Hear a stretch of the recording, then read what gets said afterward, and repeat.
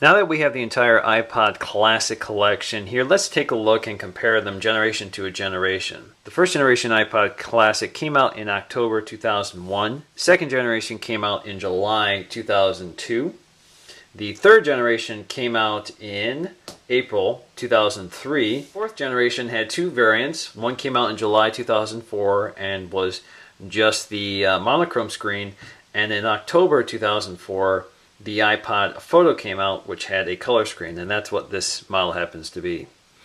The fifth generation iPod Classic came out in October 2005.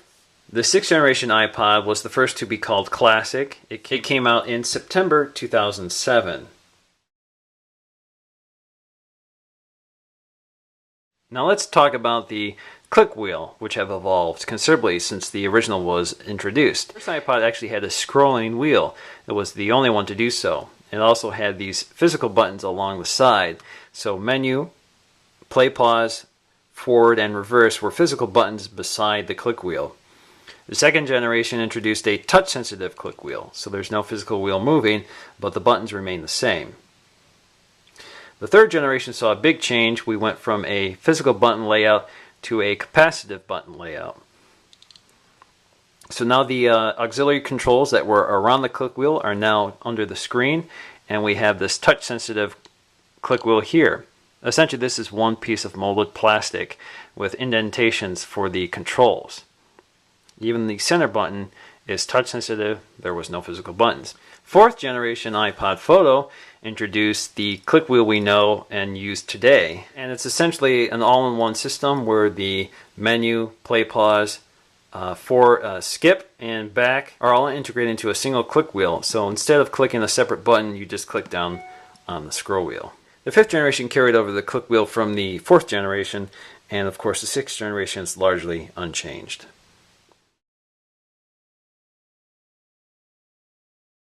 Now, in order to sync and charge your iPods, there are important things to keep in mind about the earlier generations. Most of us take for granted that everything charges through USB. Back in the early days, Apple used FireWire. Now, FireWire allowed you to charge and sync to your computer. So both the first and second generation were FireWire-only devices. By the time the third generation came around, Apple introduced the 30-pin USB dock, which allowed you to sync but not charge your third generation iPod. If you wanted to charge, you still had to connect a FireWire cable to this 30-pin dock. And of course, Apple still uses this 30-pin dock in all of its portable products today. The fourth generation was the first to enable USB charging on the iPod, and you could still use FireWire for both charging and syncing. But by the time the fifth generation came around, you could only use FireWire for charging and not syncing. Essentially, the iPods became USB products from then on.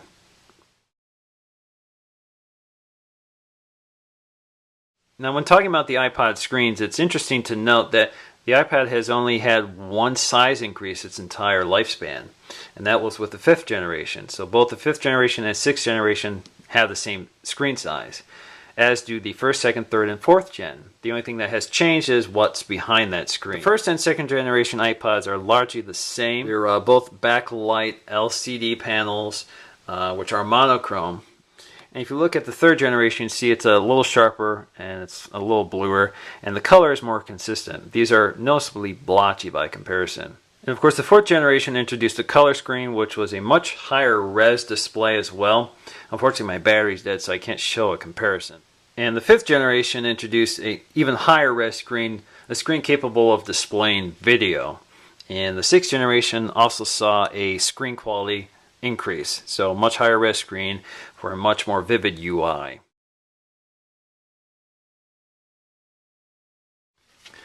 Now, in terms of capacity, the first generation was initially available only in 5 GB and then became available in 10 GB. It's one of the reasons that this was the only iPod to not indicate the size on the back, and I'll show you that later.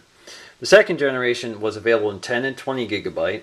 Third generation was available in quite a few sizes: 10, 15, 20, 30, and 40 GB. The fourth generation was available in 20 and 40 GB, and later when the when the photo version came out, it was available in 30, 40, and 60 gigabyte. The 5th generation was available in 30 and 60 gigabyte initially, and then an 80 gigabyte model was launched several months later.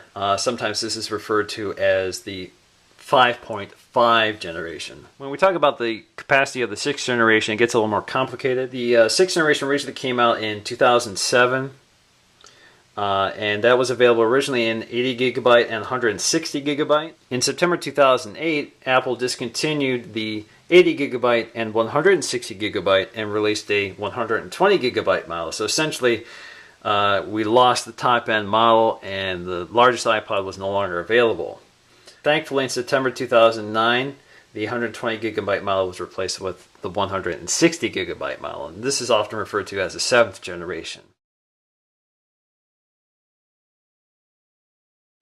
And when we look at the top, we see quite an evolution in the design. First and second generation had full FireWire cables that plugged right into the top of them, while the headphone jacks were also unique. They were mounted in the center at the top, and they had this ring around them which accepted an adapter or a remote controller, which used to be sold with the iPod. And of course, the FireWire ports disappeared entirely on the top, and instead Apple went to the 30-pin dock, starting with the 3rd gen. And we also see a change in the design of the remote input. Instead of being around the headphone jack, it's now separated. Apple finally lost the remote feature on the 5th generation iPod. The hold switch has certainly been redesigned and repositioned, so we can see this design on the 3rd generation pretty much carries over to the latest generation. It has shrunk in size a little bit, but that's about all. And we see that the headphone jack has gone from the center to the side. So once again, we look at the bottom here, we can see no dock connectors on the 1st and 2nd generation, and the dock connector appears on the 3rd generation iPod and continues until current day.